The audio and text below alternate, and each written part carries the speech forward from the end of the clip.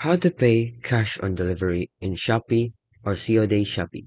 Step by step. So to pay via cash on delivery in Shopee, you must select the COD option or the payment option during checkout, which is in the step right here. So in the step-by-step guide, first you want to add your items to your cart and proceed to checkout.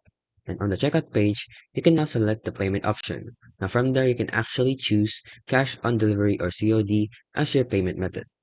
As you can see here, it's just simple. Just go to the payment option after you check out, and you can see below the payment methods, there's actually a button called cash on delivery. So just click the circle, click the cash on delivery option, and select confirm. And if you don't see the cash on delivery option as a payment method, you might want to contact their customer support because it might be a problem on your account or the app itself. But after that, you can now confirm your order. So once your order is out for delivery, wait for the delivery personnel to arrive.